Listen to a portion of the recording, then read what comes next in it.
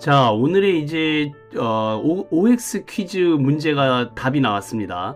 캥거루는 왼손잡이일까요? 라고 했을 때 왼손잡이가 맞습니다. 머리를 빗거나 음식을 만질 때요, 캥거루들은 왼손만 사용한다는 사실. 빠밤. 네, 사람들도 사실은 대부분 오른손잡이잖아요. 왼쪽이든 오른쪽이든 특정 몸의 부위를 선호하는 행위는요, 인간이라든지 뭐 이렇게 원숭이라든지 그런 아주 영장류에서만 발견되는 고유의 본능적인 특성이라는 그런 기존 가설에 도전하는 연구 결과가 있죠. 이 캥거루도요, 모두 털을 손질하거나 입에 무엇인가를 가져갈 때, 풀을 뜯어먹고자 몸을 짚을 때, 앞으로 내디딜 때 지속적으로 왼손을 사용했다고 합니다. 그래서 캥거루는 왼손잡이에요. 자, 왼손잡이를 영어로 왼쪽을 뜻하는 left와 handed, 손에 관련된 단어인 handed가 합쳐져서 left-handed, 그러면 왼손잡이가 됩니다. 당연히 오른손잡이는 right-handed가 되겠죠. right-handed가 오른손잡이가 되겠습니다. 그래서 캥거루는 전부 예외 없이 left-handed라는 사실도 같이 첨가해 주셨으면 좋겠습니다. 자, 6번째 캥거루의 놀라운 사실은요, 캥거루는 겁에 질리잖아요. 그런 사진에서 보시는 바와 같이 물을 향해 달려간다고 합니다. 만약에 주변에 물이 없으면 발차기를 시도하기 위한 준비 태세를 갖춘다고 해요. 캥거루는요, 위협을 느끼거나 위험을 당하는 상황이 발생할 때 본능적으로 물을 향해 뛰어간다고 합니다. 네, 그래서 그 사진에서 보시는 바와 같이 이렇게 자기를 쫓아오는 야생 개를 물로 유인을 해서 이 목 조르기를 시도해 가지고 익사를 시킨다고 하거든요. 그래서 만약에 물이 없으면은 발차기를 시도를 해서 성인 사람들도 위험에 빠뜨릴 정도의 강한 세기로 차버린다고 하니까 알고 계셨으면 좋으실 것 같습니다. 자, 겁에 질리다 라는 영어 단어는요, PANIC를 쓰시고 패닉이라고 하시면 됩니다. 패닉에 빠지다, 패닉에 질리다, 그런 표현은 좀 안 좋으니까 패닉에 빠지다 그러면 겁에 질렸다 라는 뜻으로 사용하셨으면 좋겠습니다. 나 그냥 너무 놀래가지고 패닉 상태야 라고 하시면 오늘 공부하신 영어 단어가 잘 쓰여지시고 계신 것이다. 자, 발차기는 다들 알고 계시는 단어입니다. KICK를 쓰시고 킥이죠, 킥. 그래서 이 캥거루는 패닉에 빠지면 물을 향해서 달려가고요, 물이 없으면 킥을 한다 라고 연습해 주시면 되겠습니다.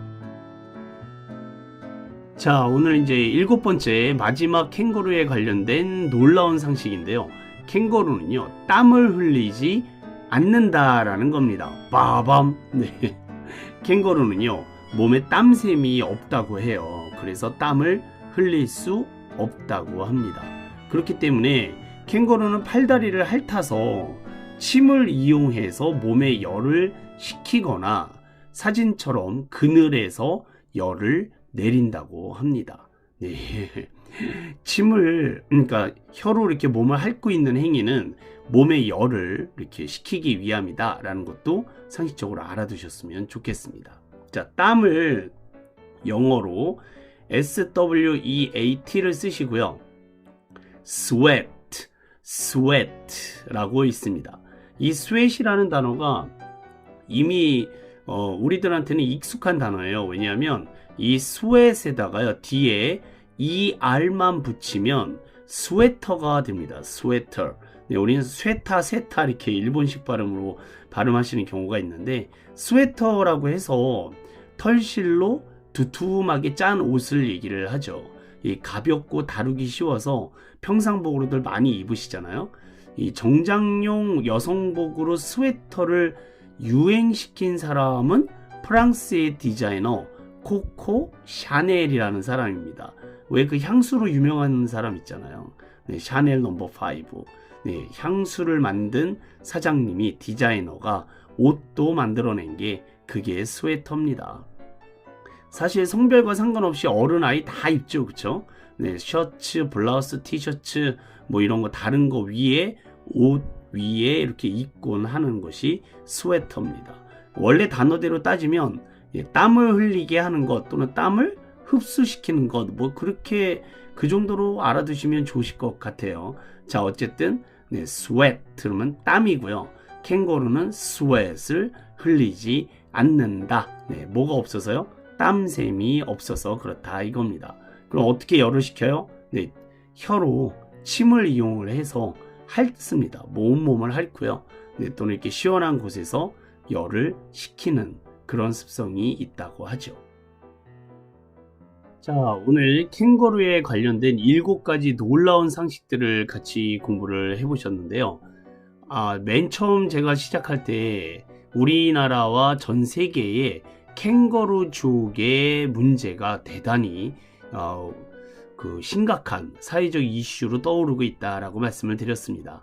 네, 어미 곁을 떠나지 못하는 어른 캥거루들이 너무 많다라는 건데요. 자, 그것과 관련된 고사성어가 있습니다. 네, 사랑 애자와 넘을 유, 어조사어, 공경할 경자를 써서요. 애유어경이라 라는 표현이 있습니다. 사랑이 공경보다 지나치다 라는 뜻으로요. 부모 자식 간에 부모가 자식을 사랑하는 마음이 자식이 부모를 공경하는 마음보다 훨씬 더 크다. 네, 그런 뜻으로 애유어경이라는 고사성어를 알고 계셨다가요.